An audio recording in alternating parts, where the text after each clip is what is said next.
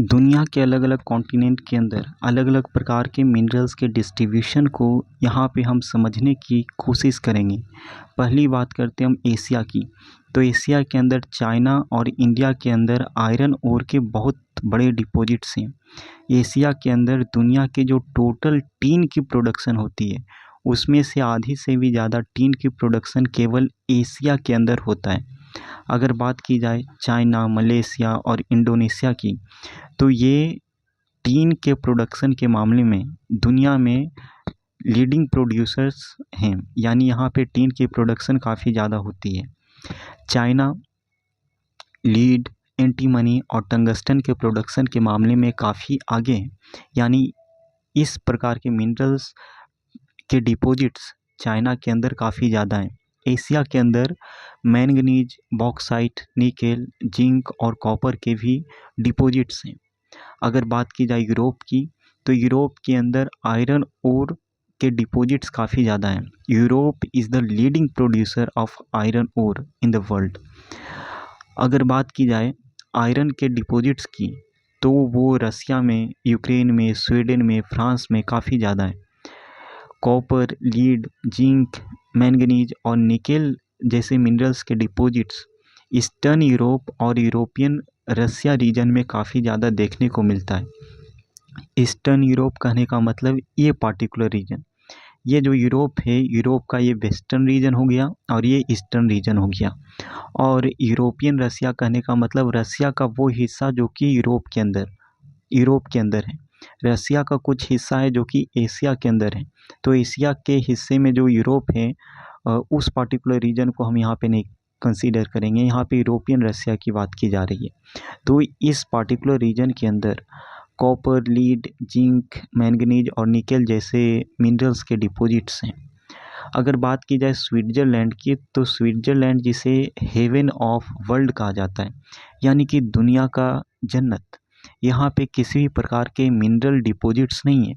अभी तक जो भी डिस्कवरी हुई है, जो भी एक्सप्लोरेशन हुआ है, उसके आधार पे यही कंक्लूजन निकाला जा सकता है कि स्विट्ज़रलैंड के अंदर अभी तक किसी भी प्रकार के मिनरल डिपॉजिट्स नहीं हैं।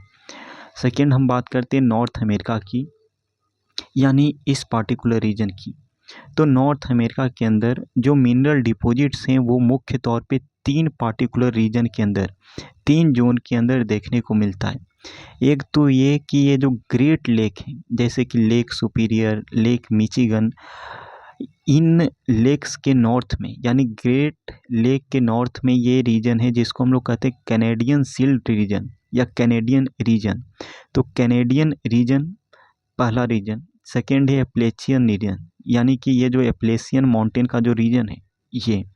और थर्ड है वेस्ट का जो ये माउंटेन रेंज है जिसको हम लोग रॉकी माउंटेन रेंज कहते हैं या फिर वेस्टर्न कॉर्डिलेरा कहते हैं, ये रीजन।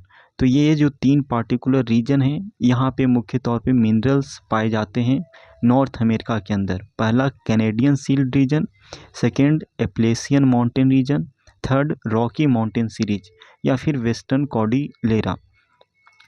तो iron ore, nickel, gold, uranium, copper ये कैनेडियन शील्ड रीजन में ज़्यादातर पाया जाता है।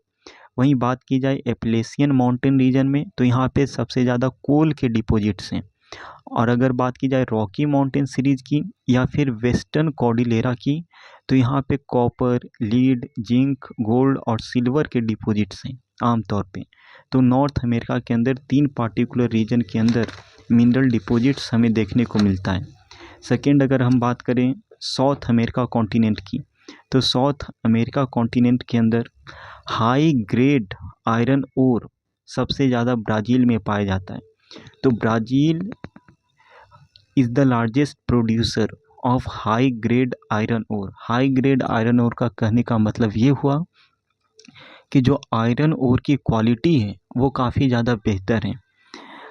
चील और पेरू कॉपर के प्रोडक्शन के मामले में काफ़ी ज़्यादा आगे हैं, यहाँ यानी कि यहाँ पे कॉपर का प्रोडक्शन काफ़ी ज़्यादा होता है। ब्राज़ील, बोलीविया दुनिया की one of the largest producing country है टीन के मामले में।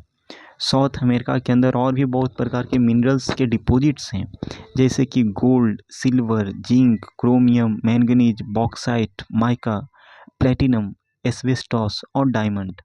अगर बात की जाए मिनरल ऑयल की, जैसे कि पेट्रोलियम, डीजल या फिर पेट्रोलियम प्रोडक्ट्स, तो इसके डिपॉजिट्स वेनेजुएला के अंदर, अर्जेंटीना के अंदर, चील के अंदर, पेरू के अंदर, कोलंबिया के अंदर देखने को मिलती है।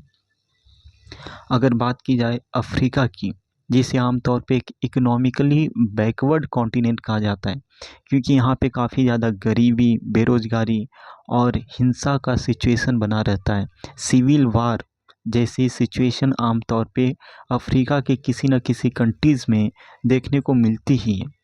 लेकिन इसके बावजूद अफ्रीका मिनरल रिसोर्स में काफ़ी ज़्यादा रिच है, यानी यहाँ पे अलग अलग प्रकार के मिनरल्स के रिजर्व्स हैं, डिपॉजिट्स हैं। अगर बात की जाए अफ्रीका की, तो यहाँ पे डायमंड, गोल्ड और प्लेटिनम के काफ़ी बड़े डिपॉजिट्स हैं। साउथ अफ्रीका, जिम्बाब्वे और जायर, ये जो कंट्रीज़ हैं, यहाँ पे गोल्ड का प्रोडक्शन काफ़ी ज़्यादा होता है। अगर बात की जाए अफ्रीका के अंदर और भी अलग अलग प्रकार के मिनरल्स पाए जाते हैं, जैसे कि copper, iron, chromium, uranium, cobalt और बॉक्साइट। बॉक्साइट जो ओर है, इसका इस्तेमाल किया जाता है एल्युमिनियम को बनाने में। अगर बात की जाए नाइजीरिया, लीबिया और अंगोला जैसी कंट्रीज़ की, तो यहाँ पे ऑयल ज़्यादातर पाया जाता है। ऑस्ट्रेलिया की अगर बात की जाए, तो ऑस्ट्रेलिया दुनिया भर में बॉक्साइट का सबसे बड़ा प्रोड्यूसर कॉन्टिनेंट है। यहाँ पे gold, diamond, iron ore, tin और निकेल का प्रोडक्शन सबसे ज़्यादा होता है। यहाँ पे कॉपर, लीड, जिंक और मैंगनीज जैसे मिनरल्स के डिपॉजिट्स भी काफ़ी ज़्यादा हैं। ऑस्ट्रेलिया के वेस्ट में, वेस्टर्न ऑस्ट्रेलिया में दो रीजन हैं, एक तो काल गुरली रीजन और दूसरा कूलगाडी एरिया। यहाँ पे गोल्ड माइंस हैं, गोल्ड के काफ़ी डिपॉजिट्स हैं, रिजर्व्स हैं। तो ये मान के चलते ये ऑस्ट्रेलिया है, तो ऑस्ट्रेलिया के वेस्ट में दो रीजन हैं, एक तो काल गुरली रीजन और दूसरा कूलगाडी एरिया। यहाँ पे गोल्ड के काफ़ी ज़्यादा रिजर्व्स हैं, डिपॉजिट्स हैं। सेकेंड बात करें अंटार्कटिका की, तो अंटार्कटिका साउथ पोल के बिल्कुल ही सेंटर में है, काफ़ी ज़्यादा कोल्ड कॉन्टिनेंट है। सालों भर ये रीजन बर्फ़ से ढका होता है। लेकिन अगर बात की जाए यहाँ पे मिनरल डिपॉजिट्स की, तो यहाँ पे अलग अलग प्रकार के मिनरल डिपॉजिट्स पाए जाने की आशंका साइंटिस्ट और जियोलॉजी जाहिर करते हैं कि यहाँ पे अलग अलग प्रकार के मिनरल्स पाए जाते हैं।